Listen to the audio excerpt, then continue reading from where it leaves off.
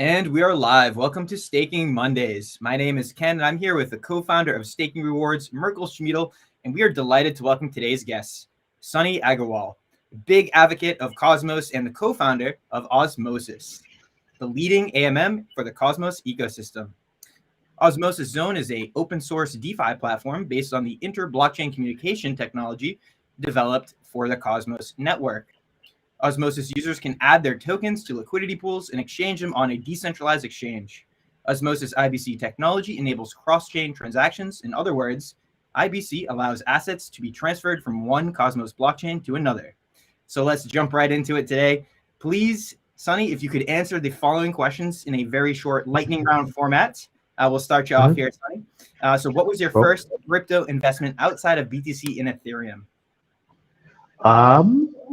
I think it may have been Doge, if I remember correctly. That's a great one. And which person inspired you the most during your crypto journey? Probably Vitalik. I think that I think he's just done like so much cool stuff, and just like his entire ethos and vibe, and yeah. And what was the most inspiring AMM outside of Osmosis?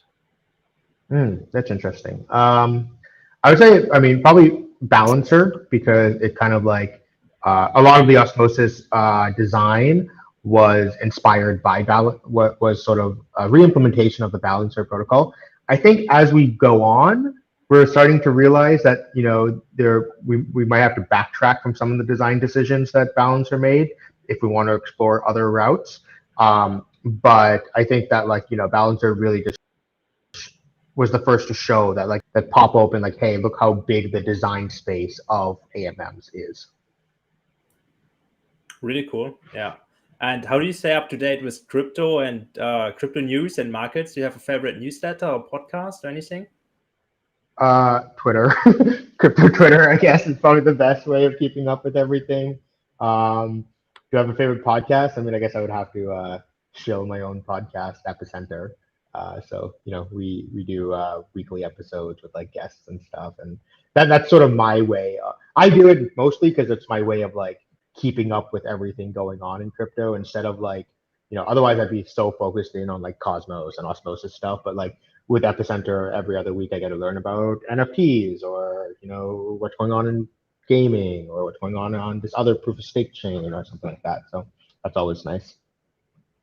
And speaking of keeping up with the ecosystem, when was the last time you checked your crypto portfolio? About 2 minutes ago, when you informed me that Osmo was at its all-time highs. But I guess before that was right at the end of the year, when I was doing some tax calculation stuff. All right, cool. And which destination are you planning to travel to next? I actually just got to Puerto Rico today, just visiting some friends here. So I guess after this, I'll probably be heading to Berkeley because one of the things we're trying to do is historically there's been this really strong Berkeley to Cosmos pipeline, because the original Cosmos office used to actually be in Berkeley, and so we poach students from the university into the Cosmos ecosystem. And so a lot of the big projects in Cosmos is a lot of Berkeley people all over the place. Me and one of our co-founders, we met at Berkeley, and so just trying to restart that pipeline a bit. That's amazing.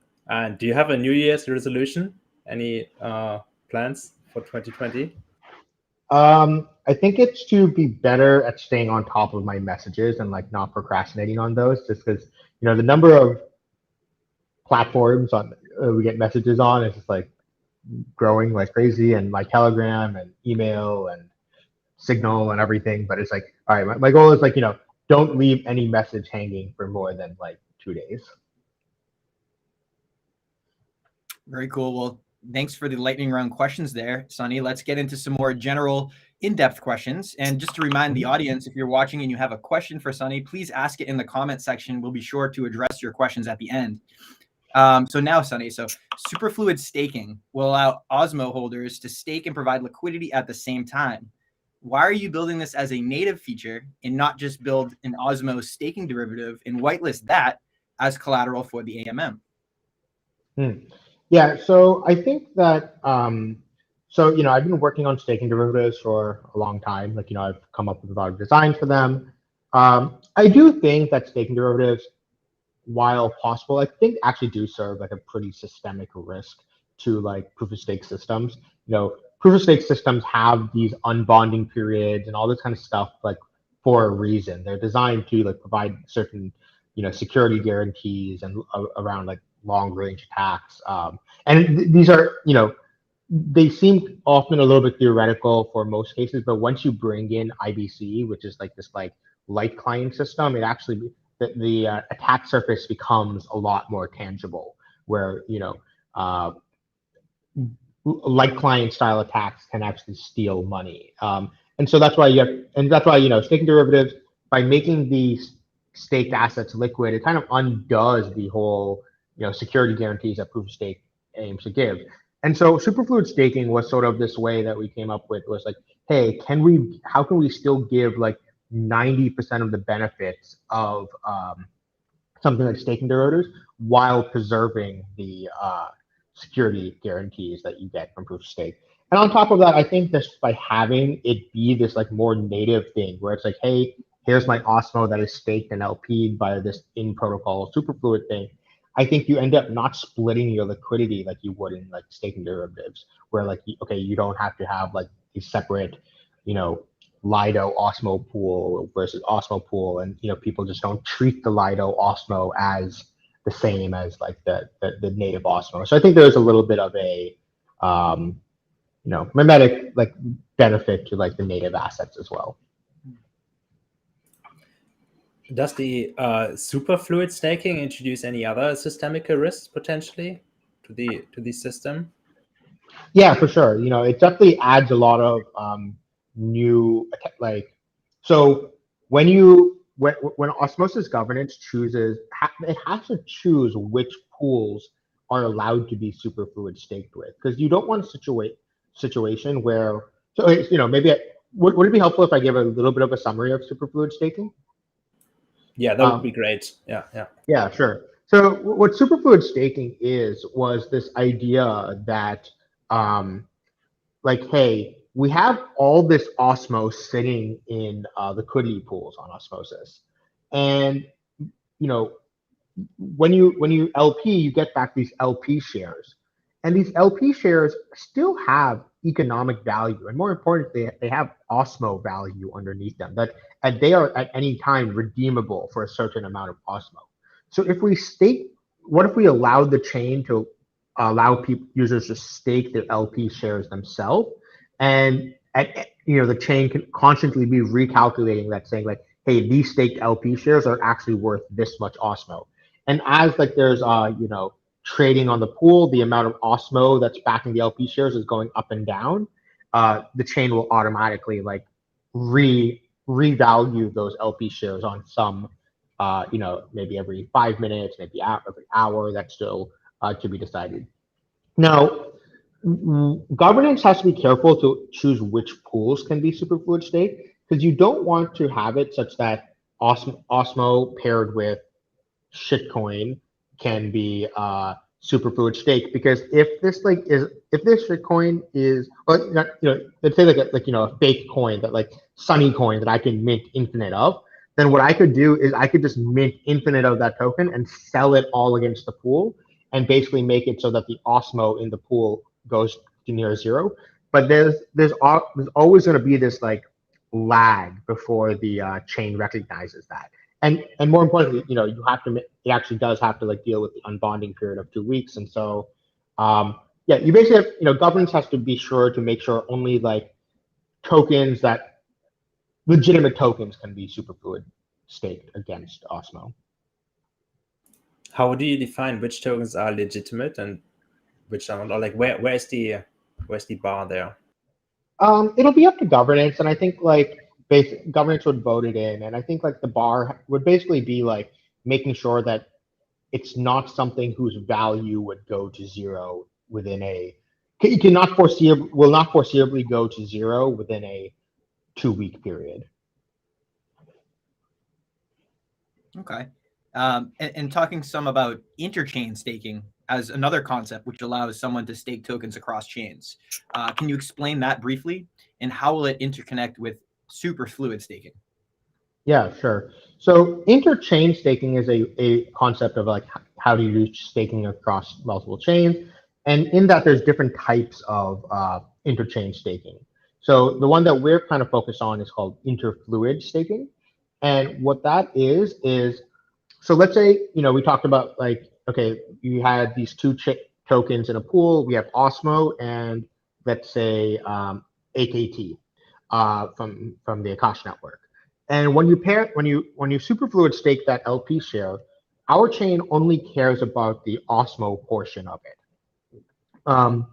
But what about all this AKT that's here, right? This AKT also has economic value.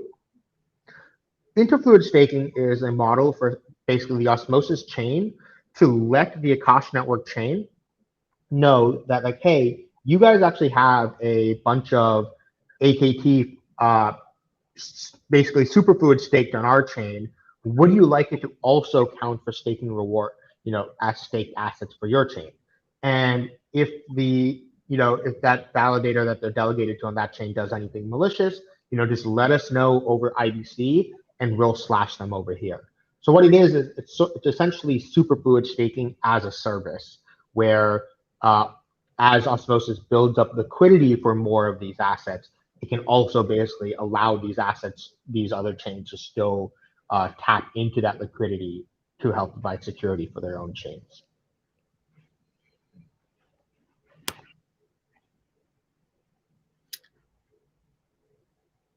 Great. And why are you currently the only one working on something like superfluid staking? Is Osmosis with its native AMM the only protocol in need of such a solution? Or are there other applications out there that may adopt such a solution like this themselves? Yeah, so I mean, I think the idea of superfluid staking, like, you can see like glimmers of it in things like sushi. I remember with their it's not for staking, but it was for governance, where you could have like you can either vote using sushi or you can vote using sushi power, just like in the original sushi governance system, where like you can either have LP sushi be used for governance or normal sushi be used for governance. And so I guess this is kind of taking that concept and applying it to the chain staking system itself. And I guess the reason that it works on Osmosis and not somewhere else is that you kind of need to have an application-specific blockchain to make this work, because you can take something like a general chain like Ethereum or Solana or something. The reason superfluid staking works is that our staking system understands the DeFi application that's built on top of it. It understands that, hey, this LP share has economic value, and this is how I calculate that economic value. Something like Ethereum being this like neutral layer one does not, the Ethereum blockchain does not understand Uniswap, right? Uniswap can understand semantics about the Ethereum blockchain, but it doesn't go the other way around. But because Osmosis is this like application-specific chain, that's what allows this whole system to work. And I imagine that superfluid staking style systems can work for other use cases as well in application-specific chains. So you can imagine something like, I don't know, like a lending protocol chain, for example. You can imagine that could also do superfluid staking with the collateral that's in the system. And so yeah, I can imagine other application-specific blockchains, which I guess my big bet for 2022 is I think we're going to see a huge explosion in like app chains, and so I imagine this like superfluid staking concept will become more popular across them. Yeah, that's very exciting, and I think there will probably become more use cases. And like, is there anything in particular you would see to use like stake tokens for in like proof of stake blockchains besides like security guarantee and like liquidity or like collateral and lending platforms and so on? Is there like any other functions that you think like these stake tokens could be used for? Mm-hmm. I think that using them as like some sort of spam resistance kind of stuff as well could be interesting. So, one of the things that, um, a lot of people really like about Osmosis right now is we have like 0 fee transactions, which is admittedly very, it's a temporary thing, right? Because as soon as our chain starts to get spammed or clogged, it will, those fees will have to go up. But I think, I want to see if there's a way of keeping 0 fee transactions alive somehow, in some form. And, I think if you look at like the history, I think the closest chain that has done something that, almost like that was probably EOS. Not the EOS. I like to say the EOS of the white paper was very different than the EOS that was delivered. The EOS that was delivered was like, let's ignore that. But like in the white paper, they had this interesting idea about like, hey, if you have a certain amount of stake, you get this much rights to like use this much of block space without paying fees. And like they had this whole like model that like developers will stake and earn like to get block space and give it to their users. I wonder if there's a way of like incorporating an idea like that back into Osmosis, where it's like, can we let stake Osmo holders like make transactions with no fees. This is still something that's very much just in the thought process phase. But like I think there is something there that we can give more basically capabilities and rights to people, to like users that have who are staked. Like another example as well could just be something as simple as like if you go on centralized exchanges, they'll give like fee rebates based off of like how much BNB you have in your account, for example, right? We can imagine something similar could happen as well, where like you get fee rebates based off of how much Osmo you have staked or something like that. Pretty cool, yeah. And then, so earlier you mentioned that Superfluid Staking works on Osmosis because it's an application-specific blockchain, or like you have this AMM and there's like only this application. Nowadays it seems like Osmosis is kind of becoming like the real hub of the Cosmos ecosystem, because like everyone is using the AMM and it's kind of the figurehead of IBC. And it seems like Osmo is that kind of thing what like Atom is always tried to be, maybe. Do you think Osmosis can be more than just like an application-specific blockchain and more become something like a real, like the Cosmos hub, for example? So I think the term hub has always been a little bit vague and misunderstood of what it means. So I actually don't think of the point of the Cosmos. I don't think of the point of the Cosmos hub was to be this like relayer chain between all these and like be the IBC hub. I think that actually how IBC evolves is that you have every chain does connect to every other chain in these like more point-to-point connections.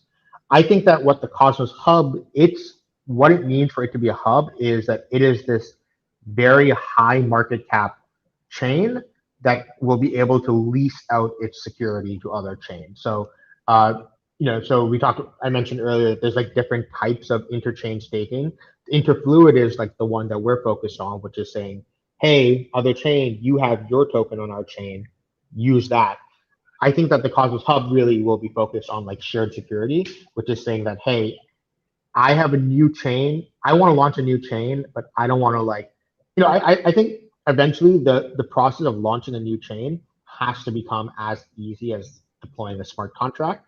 And today, just being able to find validators and spin them up, and like, I think that's quite a bit of a hurdle. And I think that we'll get to the point where it should just be like a one-click button that like the Cosmos hub validators will start running your chain for you, and your chain will be secured by atoms themselves. And so that's sort of what I see the role of the Cosmos hub going towards. And so I think that the use case of what we're trying to do with Osmosis is really quite different than where I see the Cosmos hub going. So you think the Cosmos hub? This sounds more like the Polkadot model, kind of, right? Yeah, for sure. I think that it is. I think that I think that the Cosmos Hub needs to provide this sort of shared security system similar to Polkadot. The difference is that here it's a lot more opt-in, where the Polkadot system is really designed in such a way, like, yes, you can go use Substrate to go launch your own chain, but it's really designed for you being a paired chain of their relay chain. But I think in Cosmos, we kind of go from the other direction where like sovereign first, and then, here's an option if you don't want to go, there's everything's about trade-offs, right? Do you want more sovereignty or do you want more ease of launching? And I think giving people both those options. I think one thing that will often happen is chains might like start off by being a shared security chain, and then they will eventually, once they grow big enough, might break off into a new sovereign chain. And I think that is like a flow that we actually want to encourage. Yeah, and great explanation of the differences there between Cosmos Hub and what Polkadot is doing with Substrate and the parachain model as well. So next question, a little bit about the competition here. So what are the main differences between the Osmosis DEX and the Gravity DEX? Yeah, so the Gravity DEX is this DEX that was built onto the Cosmos Hub itself. And so they both actually launched at roughly the same time in like last June. Basically, the Gravity DEX, okay, so what are the differences? So one is Osmosis. Our AMM design was much more, as I mentioned, inspired by Balancer, while the Gravity DEX used something that they actually invented this new AMM model called the ESPM model that uses like batched execution. Personally, I find that there's actually some flaws with that design, which, but I think a lot of it just came down to, so the Gravity DEX still is running right now, but it hasn't gotten too much traction yet. And I think a lot of it just comes down to like the ability for Osmosis to just move faster. We have a new chain that was able to like provide a lot of incentives to like early liquidity providers that allowed it to build up liquidity, and also just like, the ability for Osmosis has this like 3-day voting periods, and that allows us to like iterate on like, incentives and features and like upgrades much faster. So, we have a goal in Osmosis that we should do at least one chain upgrade every 2 months. So that way we can just be constantly rolling out and shipping new features, which is just like, we're just operating on a sort of a different time scale than like the release cycles of the Cosmos Hub. And so that just sort of allowed it to, that's what sort of allowed Osmosis to like sort of take off now. I think what's happening right now is the Gravity DEX is actually thinking of, the team behind the Gravity DEX is actually thinking of moving it off of the Cosmos Hub and onto its own chain. And so that maybe can, inject some life into it and, allow it to compete in a more effectively. Awesome. And can you walk us a bit through like the best case scenario for Osmosis and Osmo token as well? Like how would you get there, and how does the world look like in which Osmosis is like extremely successful? Mm-hmm. Yeah, so our goal is to, our view is that to create the best decentralized exchange, we need to provide a lot of the same functionalities and UX of a centralized exchange. And I think that, centralized exchanges, they, trading infrastructures are just one piece of what centralized exchanges do, right? Centralized exchanges are really this like suite of products that are all packaged together into one system, right? So what do centralized exchanges do? They provide, obviously they provide like spot trading infrastructure, but then they also provide like margin and perps. They also are often like information services for people. They're also people's fiat on-ramps or people's custodians.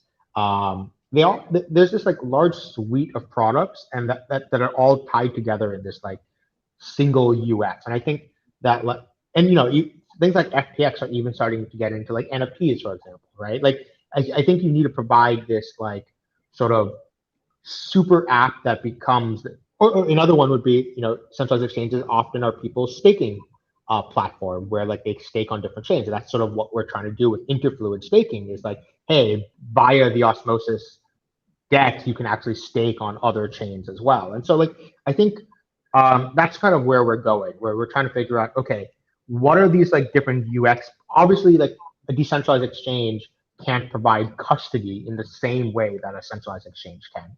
So that's why we're looking at like all the different things that centralized exchanges do and figuring out how can a decentralized exchange offer something comparable to those like feature sets. So I think some of the stuff that we're really focused on right now is especially one is on the margin systems. So I think that any good trading platform, the trading engine, a lending system, and a margin system have to be like intertwined into one unified protocol. I think that's sort of what makes FTX's like trading platform so good. And I think that being able to do that to offer something similar is important.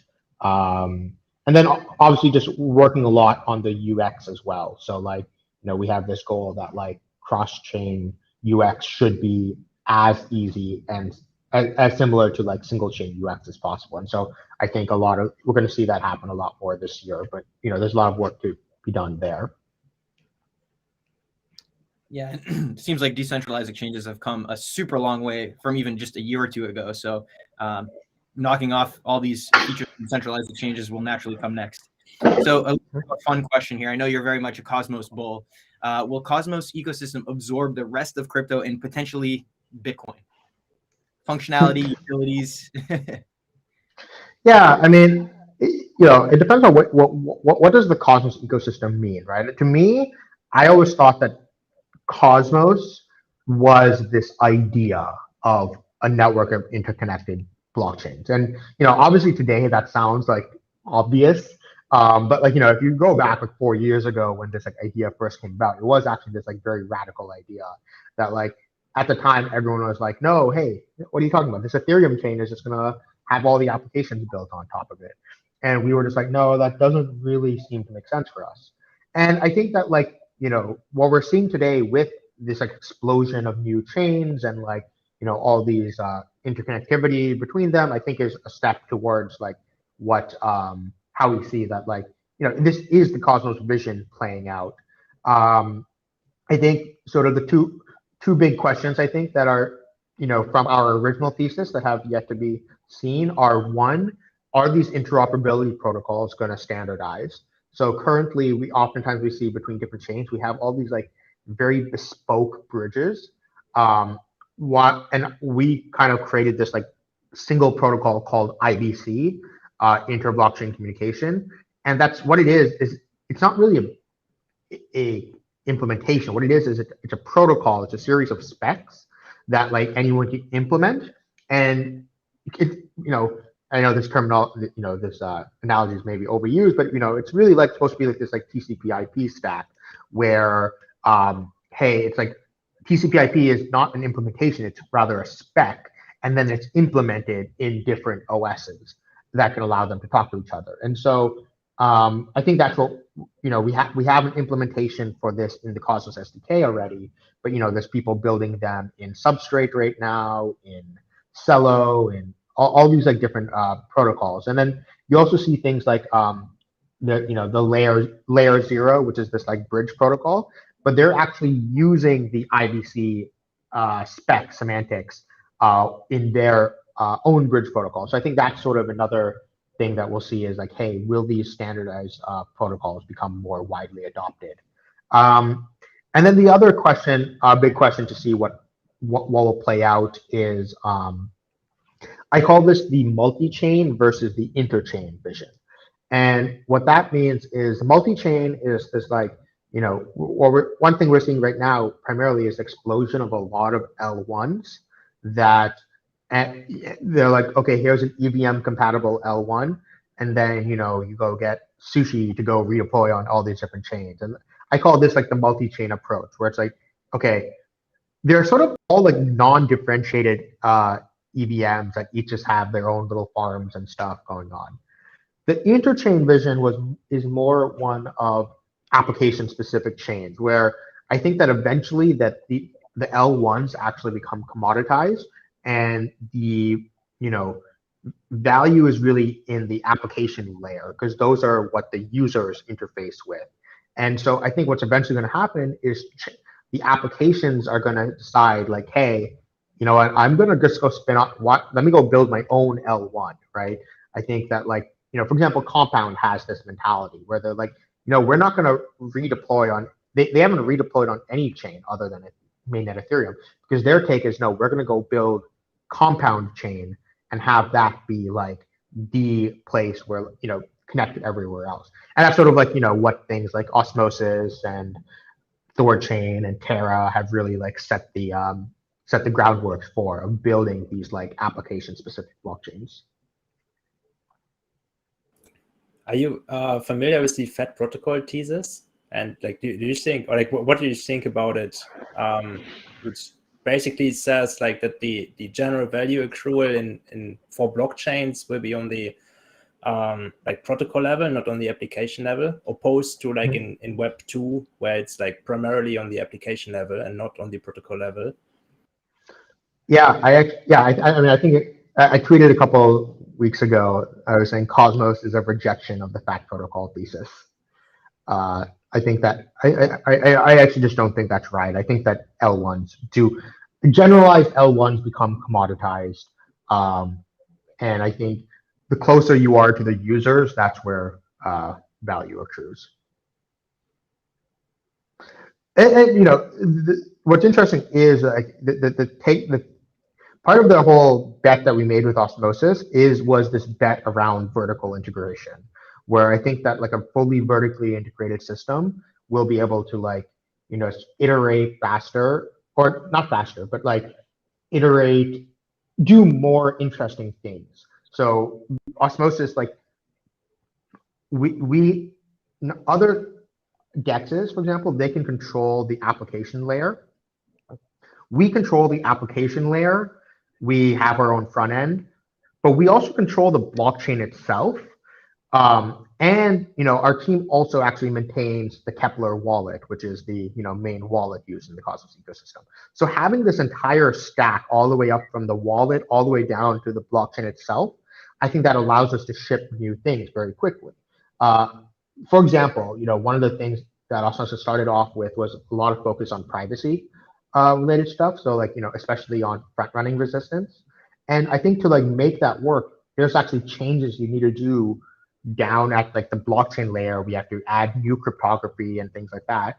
But then also, we have to make sure our wallets know how to generate this new transaction type. And so like by having this entire stack, we are able to like ship these kinds of features. And I think that, that's sort of going to be one of the main draws towards these application specific chains, where like chains are going to, if they want to provide like levels of like customizability that they can't do today, they'll want to go onto their own chain to do that. So, a maker chain, for example, right? Wouldn't it be nice if they can have the maker DAO existed on a chain where all the transaction fees were able to be paid in DAI instead of ETH? I think that would be like, I remember like one of the first times I tried to show one of my friends who was like not crypto, I sent him some DAI just to show him like, hey, look how simple and easy this was. And then he got it, and then he's like, wait, I can't send this. And I'm like, oh shit, I just realized you don't have any ETH for transaction fees. And like, this is like a terrible UX right now. And so I think like, by having your own chain, these applications will be able to custom tailor their UXs that to like best serve their users. Really cool. And I think that's a great point, why the UI and UX on Osmosis is also very, very smooth, really. Like, what are your general goals for onboarding new users, and what are your communication goals there for users entering Osmosis? Like, what do you want them to see? And like, also you have these nice artworks, like maybe you can give a little bit of context on like who did them and so on. Yeah, so so our designer, his name is Kevin. He's amazing. He's actually the first person we hired at Osmosis. And yeah, so we knew we wanted to have something fun and like interesting when people come on, and I think like the character, the guy, when you open up the thing, his name is like, the community sort of just deemed his name to be Wasmington off of this, like, I don't know, a tweet that I made once where but people just assigned that name to him. But it's like, it's cool because I think like, if you look at like traditional companies, like companies tend to have like mascots, right? McDonald's has like the Ronald McDonald guy, and like, but why don't we see actually more of this in like decentralized crypto apps, right? Where like, I feel like decentralized protocols should have like mascots and like, interesting branding, and like, we want it to be like, hey, when you open something and you see that this very clearly is like an Osmosis branding with like the colorful aspect and the chemistry and all this kind of stuff. And so that's sort of why we like really leaned in a lot into like making sure like we have a certain like design image in the entire like Osmosis branding. Yeah, and I almost wonder, is that going to be maybe an NFT series released relating to that artwork as well down the line? Yeah, I'll just say Kevin's definitely been playing around with some stuff. Definitely a crowd pleaser. So talking about the stats dashboard, I think this is a really important feature of any ecosystem's DEX. Some other chains have popular DEXs, but seem to have load issues and accuracy issues with their stats dashboards. What advantages are you working with that allow you for real fast time data and load efficiency?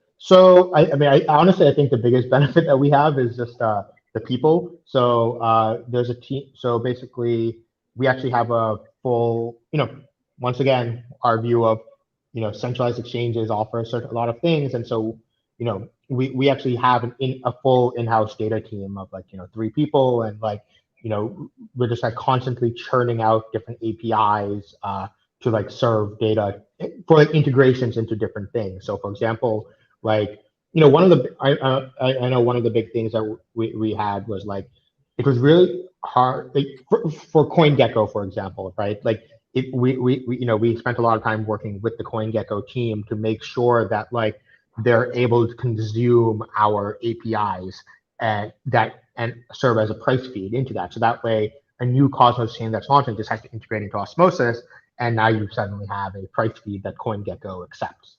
And sort of building out this sort of integration into other things. We're working on like TradingView, for example. We're working on integrations into like different dashboards. And then one of the, a lot of the data that we're providing right now is at this very high level, chain level like data of like, okay, this is how much is in all these pools.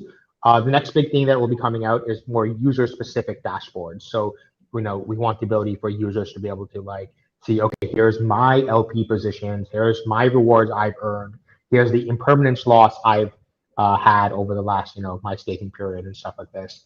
And so, a lot of this comes, yeah, so, our data team has been able to like really execute on this really well.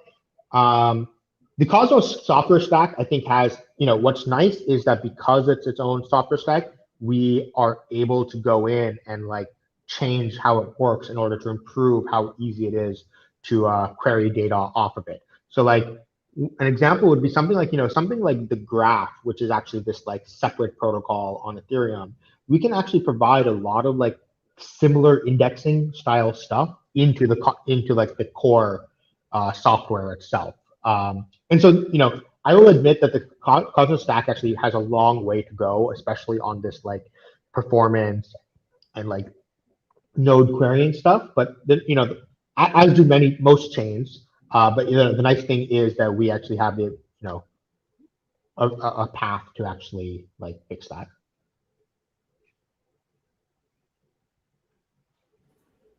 Cool, that's exciting. And so interestingly, like Osmosis is almost about to hit like 1 billion USD in TVL, like across all the whole platform. I think it's around 986 right now million.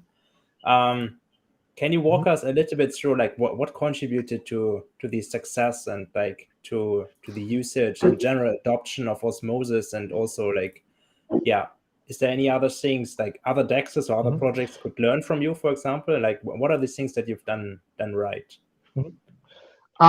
Yeah, so I mean, I think one of them is it obviously just tapped like a necessary, a latent demand that was being unanswered, which was there's a lot of Cosmos chains. And one thing that people maybe don't realize, I would actually say Cosmos is probably like maybe the second biggest ecosystem after Ethereum, because people focus too much on like what's going on with like Atoms, which is like the native asset.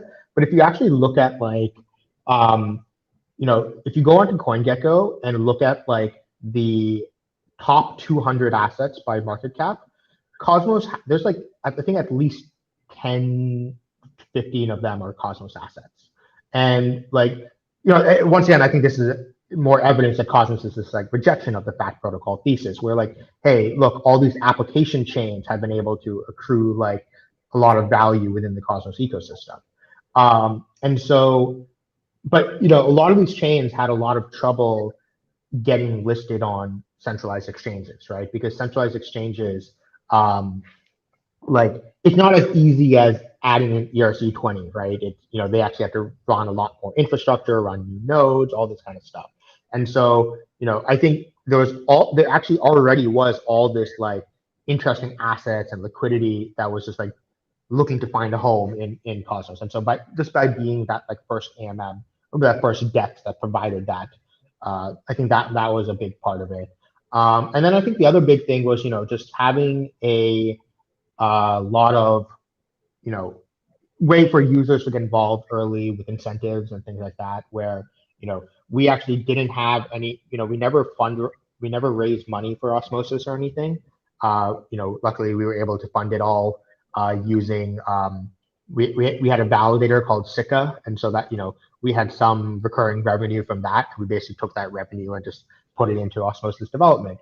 But because of that, because we had no investors, we had no one to please in like our tokenomics, and it's just like, hey, we can actually go and give like all these incentives to like our liquidity providers and have these like, and the initial distribution actually happened by an airdrop to Atom holders, and that also got people's attention. And so I think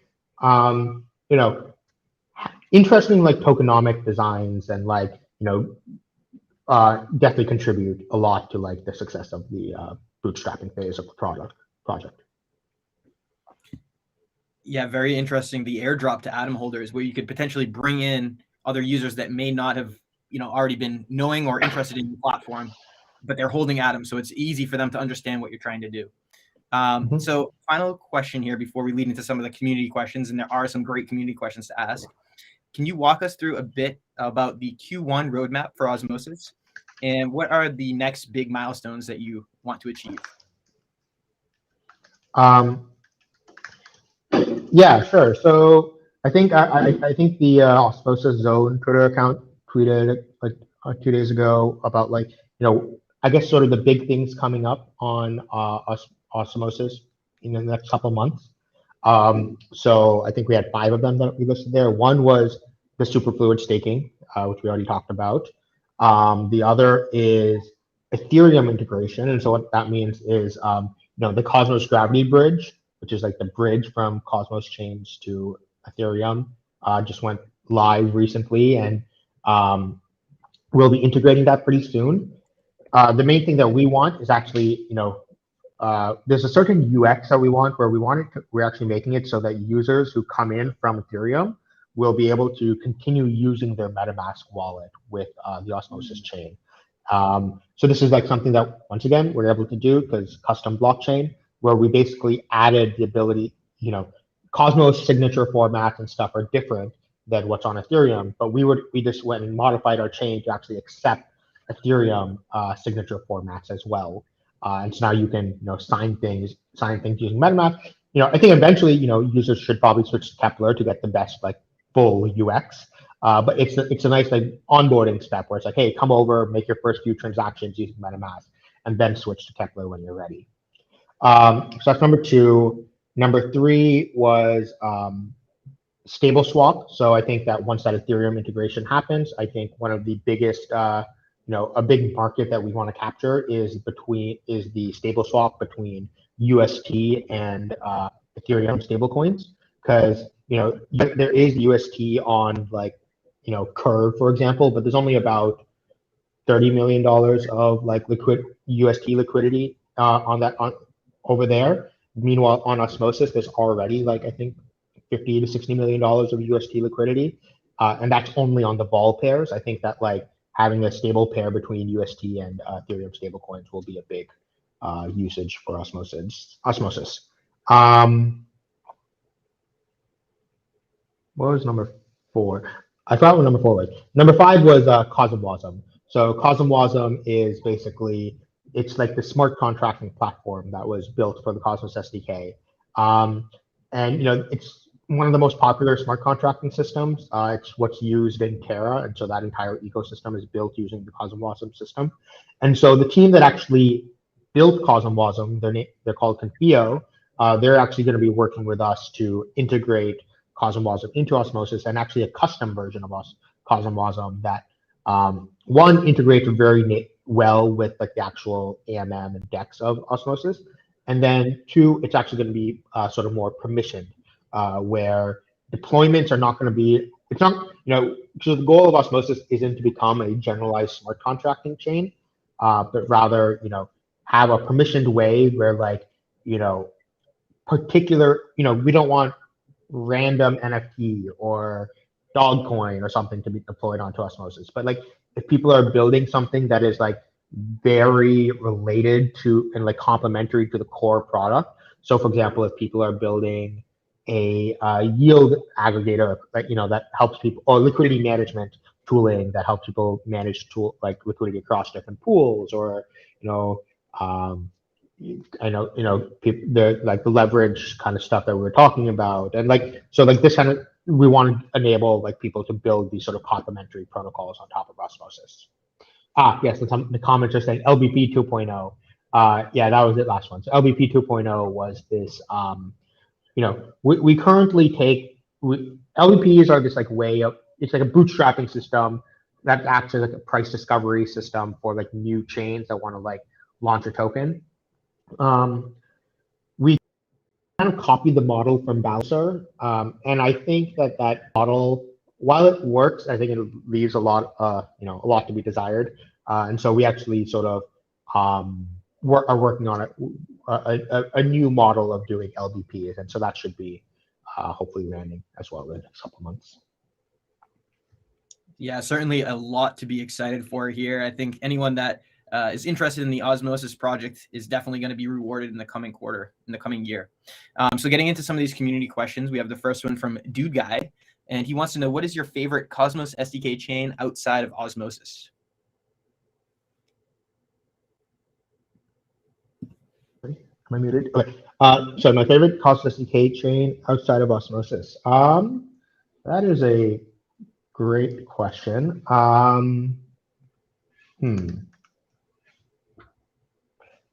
mean, I'm pretty, I'm obviously a really big fan of Terra, just because I think that their stablecoin design is like something that's really interesting. That like, we'll see how it works out. But yeah, I'm a big fan of like what Secret Network is doing, because I think like providing like that practical privacy, like I'm not sure like SGX is the best form of privacy like possible. I think like, but like they have something on the market that's usable, and so I think that's like really important and useful. Big fan of like Akash Network, because I think that like having an on-chain like compute marketplace will be really important, especially if you think DAOs are going to become more important economic actors. So eventually, what we want is the official Osmosis front end should be hosted on Akash Network and paid for by the Osmosis community pool. So I think that we're going to see like more and more, hopefully, DAOs start to like pay for like web deployments. And so I think that's another use case that I'm pretty excited for. Cool. And we have a Southern Sailor asking, is the team working on diversifying revenue generation for the developers besides swap fees? For example, things like gamified achievements, season passes, and so on. So yeah, so I mean, the developers don't really have any.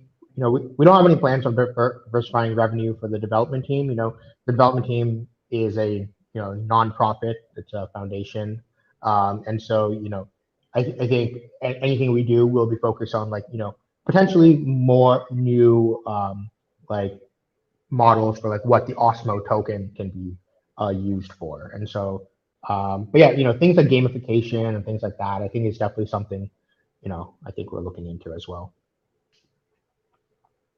Very cool. And to wrap it up here, we have Goho with what is the main improvements with LBP 2.0?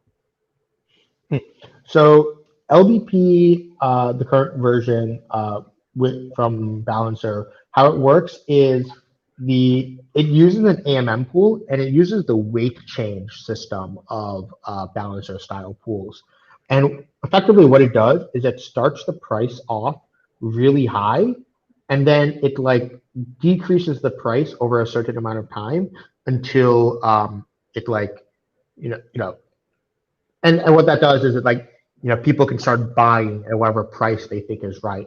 But over that entire period, it's going to keep pushing the price down. And hopefully the buy demand should offset that. So, a couple of issues with it, I guess two of the big ones is one, I think it's very complicated for people to understand. And like, despite however much education that like, the teams try to put out, I just had a comment. I think what ends up happening is people keep like buying at the very beginning at a overly high price, and because they don't understand how the system works. I think another bigger issue as well, though, is that the current LBP design, because people can both buy and sell against the pool while it's at that absurdly high price, you can't really, it's not recommended to do an LBP with a token that has already been distributed. So let's say your chain has already done an airdrop or something, or you've already had some investors, and then you want to do an LBP. There's concern that the people who already received the token can actually sell against the pool at the high price, and that's like not really what you want. So the new LBP version that we're doing, it's calling it LBP 2.0 is a bit weird because it's not even really based off of the liquidity bootstrapping pool model. It actually takes a lot of inspiration from so Paradigm has this blog post called TWAM, Time Weighted Automated Market Maker, and then there's actually this project on Near called Skyward, and it kind of like combines the ideas of these two protocols, of these two things, and allows it to. So how it will work is the seller of the token will put up a certain amount of token that they want to sell. Let's say they want to sell 1 million FooCoin, and then there's this buy pool, which let's say it's in UST, for example. And buyers can deposit UST into this buy pool. And what will happen is these two pools will stream at each other over a like certain period, let's say 24 hours. And so the more money that's in the buy pool, if people add more money, it's basically the same rate of FooCoin is being streamed, but at more UST is being streamed in the other direction, which means the price goes up. And then if people remove money from the buy pool, the price goes down. And this basically acts as a way for the seller to basically swap a certain amount of tokens for the token that they're buying. And once this happens, then they could go ahead and create an LBP with a normal AMM pool with the proceeds from the sale. But I think that basically it's using more of like it's more like a normal auction that people are very familiar with, but it makes it more continuous rather than just like discrete one moment auction, which is like vulnerable to like front running and things like that. Excellent. Thanks for the answer there. And hopefully the comments didn't distract too much in the chat there. So Sunny, it's been great talking with you today. We've gained a lot of insights into the Osmosis ecosystem. Can you give us a little bit of information on where people can find more about you and the stuff you're working on? Yeah, sure. So you can find our Twitter is at Osmosis Zone, and our my personal Twitter is at Sunny A97, and yeah, you can join our if you go on our website osmosis.zone, on the landing page there should be like links to all the different social, the Discord and Telegram and all this kind of stuff where you can sort of learn more. Thanks again, everyone. So this is Sunny Aggarwal, co-founder of Osmosis. Again, you can find the website at osmosis.zone. Check out previous episodes of Staking Mondays on YouTube and Spotify. Also, you can visit stakingrewards.com to learn more about the SR20 product that we recently launched. So please like and subscribe to our channel, share this video around, and as always, everyone, happy staking and happy New Year's as well.